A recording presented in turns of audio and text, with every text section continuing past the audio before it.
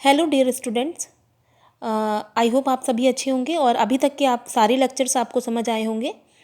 हम लोग biological classification को पढ़ रहे थे, जिसमें हमने उन्हें क्लासिफाई किया था 5 किंगडम्स में।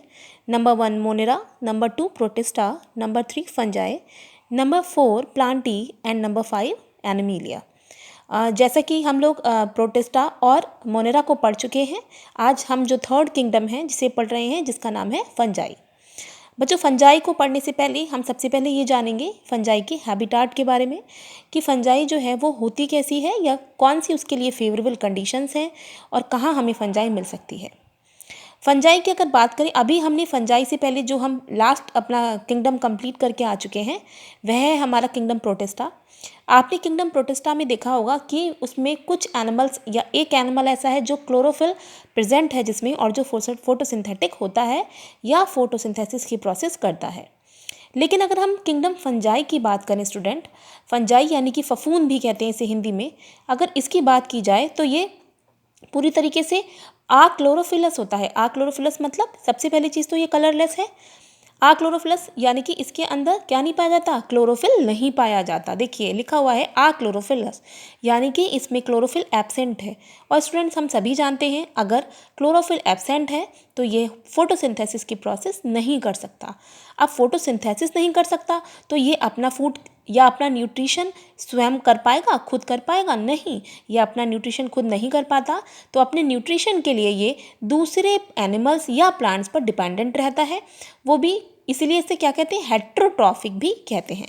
ये यूकैरियोट्स होते हैं और हेट्रोट्रॉफिक नेचर के होते हैं। हेट्रोट्रॉफिक यानी कि हम समझ चुके हैं they dependent for any other plant और ऑन एनी अदर प्लांट और animal for their food.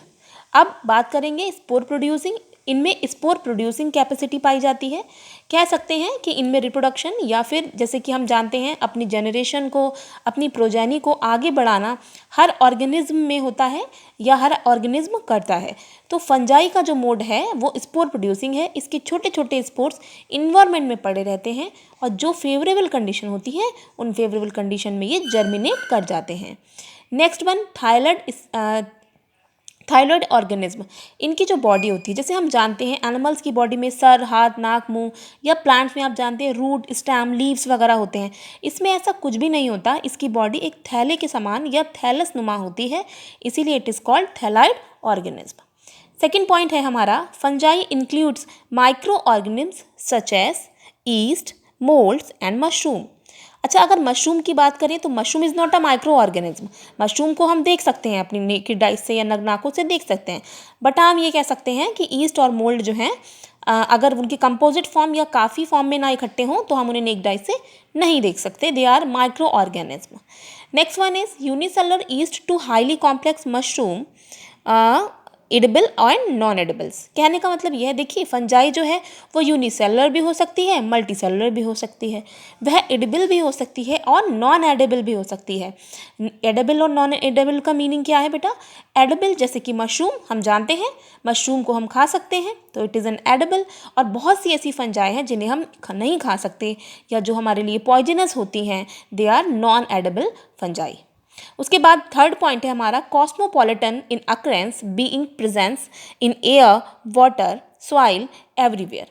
Cosmopolitan का बच्चों मीनिंग ही होता है कि सभी जगह पाया जाना, यानी कि फंजाई हमारी अर्थ पे है, हमारे यहाँ वाटर में है, घर में है, हमारे हाथों पे भी हो सकती है, एयर में है, सभी जगह फंजाई अवेलेबल होती है। हमने देखा अपने बालों में हमें डेंड्रफ हो जाता है, it is also a kind of fungi. किसी को इन्फेक्शन हो जाता है, इचिंग होने लगती है, खुजली हो जाती है, it is also a part of fungi. हमने देखा है ब्रेड हमारा ख़राब हो जाता है या सड़ने लगता है, it is also a fungi. तो बेटा फंजाई सभी जगह है, बस फंजाई को ग्रो करने के लिए जो इसके स्पोर्स हैं वो इन्वायरमेंट में पड़े रहते हैं। जैसे ही इन्हें मॉइस्ट ड्राई कंडीशन मिलती है या वार्म ह्यूमिड कंडीशन मिलती है, ये क्या करते हैं, खुद को ग्रो कर जाते हैं और पूरी तरीके से स्प्रेड हो जाते हैं। नेक्स्ट पॉइंट है हमारा, more abundant in warm and humid area या ह्यूमिड रीजन्स। इनकी जो फेवरेबल कंडीशंस हैं वो वार्म एंड ह्यूमिड रीजन्स हैं।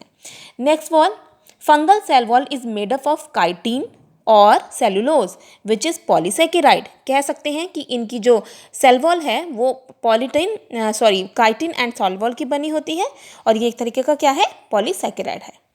इसी हैबिटाट में अगर हम न्यूट्रिशन की बात करें जो हम अभी पढ़ के आए हेटेरोट्रॉफिक, बेटा ये हेटेरोट्रॉफिक होने के साथ साथ इसमें मोड ऑफ न्यूट्रिशन भी डिफरेंट टाइप के हो सकते हैं। नंबर 1 सैप्रोफिटिक, नंबर 2 पैरासाइट या पैरासिटिक, नंबर 3 सिम्बायोटिक। सबसे पहले बात करेंगे सैप्रोफिटिक। सैप्रोफिटिक को हिंदी में कहते हैं मृतोपजीवी। मृतोपजीवी यानी कि जो सड़े गले कार्बनिक पदार्थों पर ग्रो कर जाते हैं। देखिए लिखा हुआ भी है कि absorb soluble organic matter from dead substrate. जैसे कि आपने देखा है मॉइस्ट ब्रेड अगर ख़राब होने लगता है तो उस पर फंगस लग जाता है। साथ ही रॉटन फ्रूट्स, फ्रिज में रखने के बावजूद भी फ्रूट रॉटन होने लगते हैं या गलने लगते हैं, तो ये एक एग्जाम्पल है सैप्रोफिटिक का। वो उस पर फंजाई ग्रो कर जाती है या उस पर अच्छे से ग्रो कर पाते हैं। Next one parasitic. पैरासिटिक का बेटा मतलब होता है परजीवी। परजीवी यानी कि जो दूसरों पर अपना जीवन यापन करते हैं या दूसरों से अपना न्यूट्रिशन लेते हैं। Depend on living plants and animals.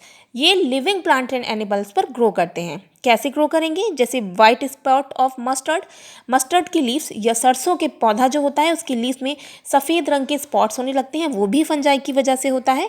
And leaves बात करेंगे वाइट रस्ट डिसीज़ या वीट रस्ट डिसीज़ जो पक्सीनिया की वजह से होता है। और अगर स्टूडेंट बात की जाए तो इस फंजाई की वजह से जो वीट की फसल है वो 20% तक उसका लॉस हो सकता है। Third one is symbiotic. Symbiotic की स्टूडेंट्स अगर बात की जाए तो सिम्बायोटिक का मतलब होता है सहजीविता या साथ साथ जीवन यापन करना। कैसे सहजीविता, म्यूचुअलिज्म यानी कि दोनों को फायदा होना। In association with algae as lichen and with root of higher plants. इसका सबसे अच्छा एग्जाम्पल स्टूडेंट्स है लाइकेन्स।